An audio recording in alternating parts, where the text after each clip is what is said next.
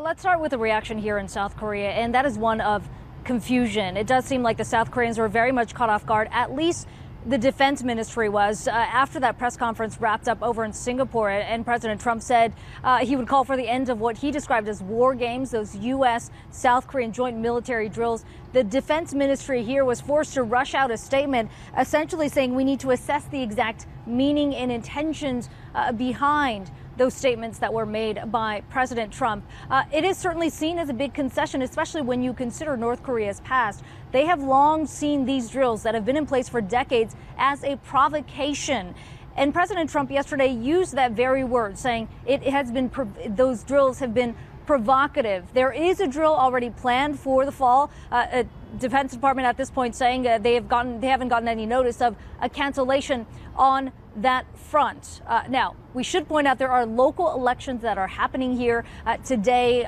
12 parliamentary seats up for grabs. It's not necessarily going to hinge on the North Korea issue, but a lot of people are looking at this election to see as a gauge of how South Korean sentiment is coming on the back of that summit 24 hours later. President Moon Jae-in, remember, riding high here with an approval rating of more than 70%. But there are questions about how much he was in on this conversation about canceling these drills and what exactly the future should look like. Will South Korea actually have to make concessions on that front? We had a chance to speak with Daryl Kimball, who's with the Arms Control Association, about what exactly the U.S., what exactly the South Koreans can do to maybe quiet some of the concerns the North Koreans have had. Some sort of modification of these exercises will be necessary in order to assure the North Koreans that the United States is not intending to preemptively or preventively attack them. So I think the logical thing I think they're going to finally settle on is the removal of strategic assets from these exercises, B-1 bombers, B-2s, that show good faith, that show the United States is engaged in exercises that are for defensive purposes, not offensive purposes.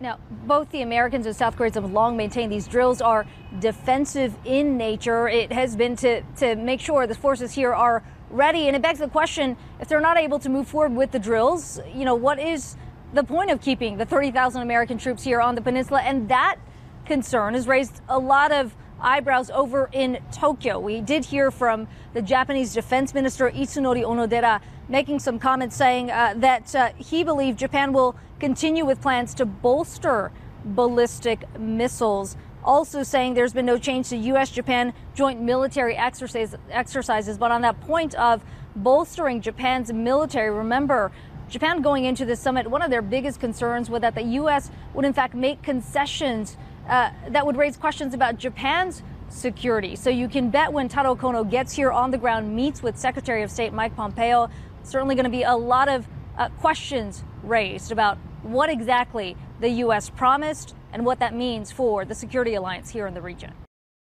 Hey everybody, it's Hadley Gamble from our new CNBC Middle East Bureau in Abu Dhabi. Thanks for stopping by. Now to watch more, you can try one of the videos that just popped up on your screen. And don't forget to subscribe.